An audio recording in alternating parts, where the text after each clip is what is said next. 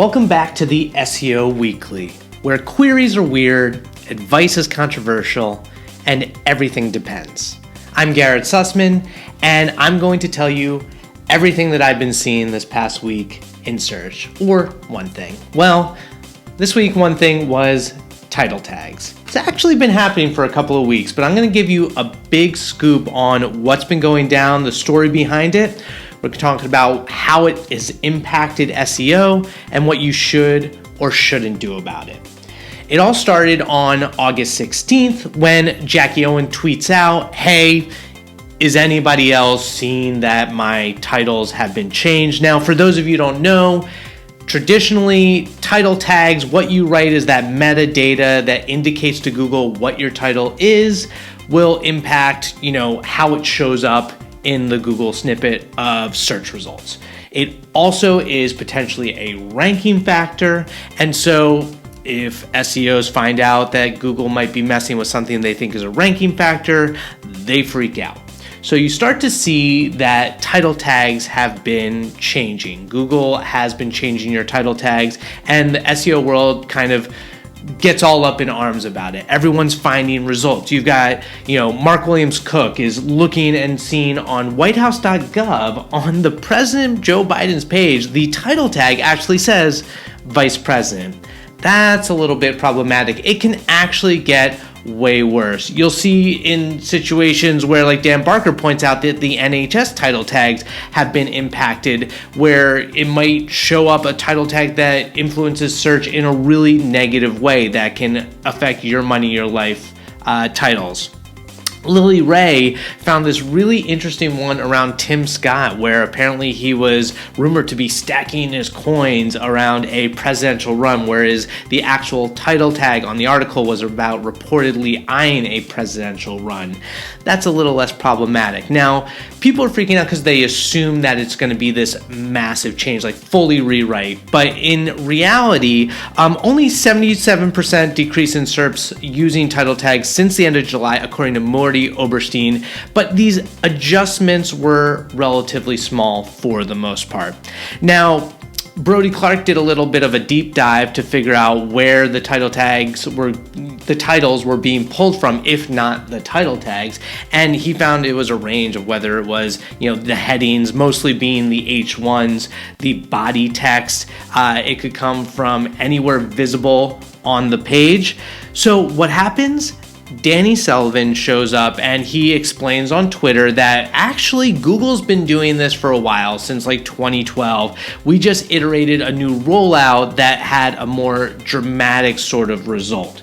And that's why you're seeing it, and that's why you're paying attention to it, but this isn't the first time that it's happened. Now, the reason that people did freak out is a title could potentially impact your click-through rate, as was shown by Kristen McCormick in WordStream's article, where she highlighted her team, Alyssa Gabbert, who runs marketing over there, and Gordon Donnelly, saw that they had a website page for their free keyword tool. Now, originally, the title said free keyword tool. When someone's searching for a free keyword tool, they're going to see it come up and they'll be able to use it. What Google did was they changed the title to say, learn about the free keyword tool from WordStream. And that's problematic because all of a sudden you're not finding exactly what you want. If you want a keyword tool, you want to use it right away. So what did the team at WordStream do? They actually realized that the title was being pulled from the H1 on the page. And so they tweaked it to say, try WordStream's free keyword tool. Fortunately, they actually saw Google update it and their click-through rates returned to normal. Originally, it dropped from 33% click-through rate down to 26%. And if you are depending on some of these major money pages or just major traffic pages, and you see the click-through rate drop dramatically due to a title change, that can impact your business financially significantly.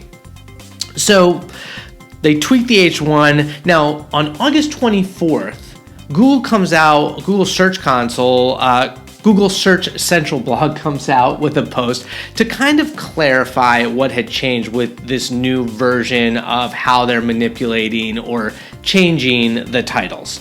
And they said that the titles are no longer based on queries. A lot of times you'll see that titles are dynamic. So if you're searching for, the book Who Moved My Cheese, you might see a lot of results that actually include the keyword Who Moved My Cheese in the search results. Now, Dr. Pete from Moz did still see some of those examples where they were doing dynamic searches in a blog post that he wrote. But for the most part, they're saying that they're not based on queries anymore. The other thing is, as I mentioned, the titles were being pulled from any sort of visible text on the page. So H1s, headers, body text. One interesting thing that was noted in that blog post was Google said that anchor text, so the text written for a link that's pointing to your web page, could be used as well in the title. So Dr. Pete wrote this great blog a few days ago where he enumerated the 9.5 versions of how Google was changing the titles on the SERP results. They could be anything from just moving words around from the beginning to the end, like the brand name, which happens a lot, really minor adjustment. It could be truncation. So if you have a really long, title, meta title tag, and it exceeds the character length, they might cut it off at one point, and that can lead to some really awkward situations. They could do some interesting things where they truncate and then they add the brand name at the end, or they truncate by pulling, a phrase from the middle of the title. They also adjusted some of the marketing lingo being like if you're trying to rank for, best keyword tools of 2021, they might have changed best to top. And in other cases where, there really wasn't any title tag like home on a home page, they tried to pull information from the page and just completely rewrite it. So that did happen. Morty also identified from SEMrush, he pulled some data from their data team that 75% of the rewrites were using H1. So that could be, a way if you do need to tweak your title to test it out.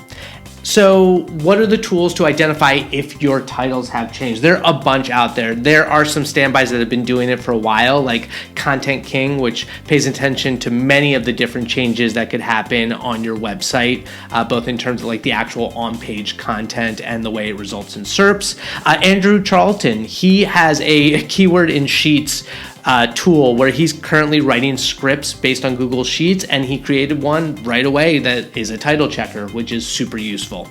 Systrix has a new tool that they've added, or an iteration, a feature to be able to check, as well as SEO Owl. Shout out to Alita Solis for pointing that one out. Speaking of Alita, she actually created her own Google Data Studio report, which shows the impact of titles on your click-through rate, which could be hugely valuable if you're trying to find out where, you don't want to surf through Google Search Console and you want to quickly identify a decrease in click-through rate and which titles might have been changed as a result of that.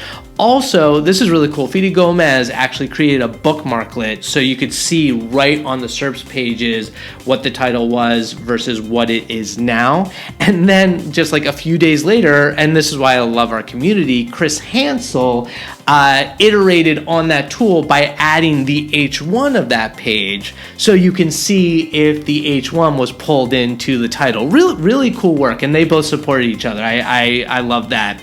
Now, this whole story was summarized really well in a Twitter thread via Carl Hendy, and not only that, Carl created one of my new favorite SEO memes, which is my title versus Google's titles. And as you can see, it looks like this, or it looks like that, or it looks like this.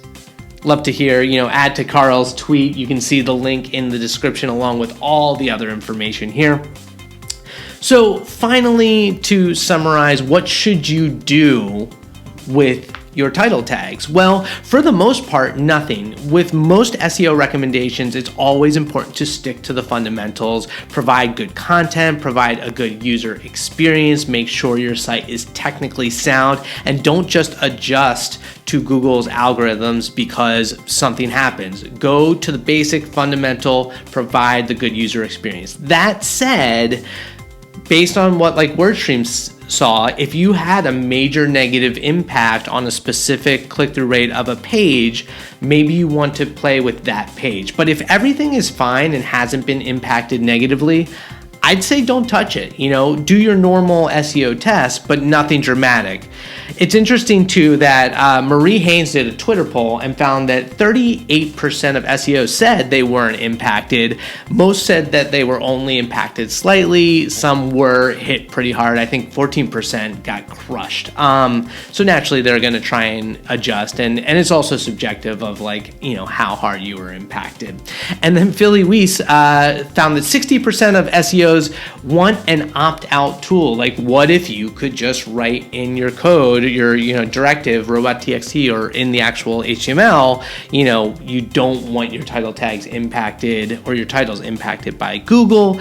There was a sense from John Mueller that that's not going to happen anytime soon. And then finally, there was an interesting conversation between Morty Oberstein and Eli Schwartz, which basically highlighted the fact that as SEOs, we're hyper aware of how this impacts our sites or our clients, but the vast majority of the web suck at doing title tags. How many small local businesses just have home as their homepage? So in that sense, what Google is doing by trying to rewrite the title tag might actually improve the experience for the majority of their users. So it almost makes sense that they would do that, but there are going to be negative, weird situations, examples that can be disastrous for some businesses. They will continue to learn. This is iteration 1. Ultimately, it's something that you shouldn't panic about. If you have any questions or if you have any thoughts, please leave a comment. This is the SEO Weekly. I am Garrett Sussman signing off. Thanks for checking it out.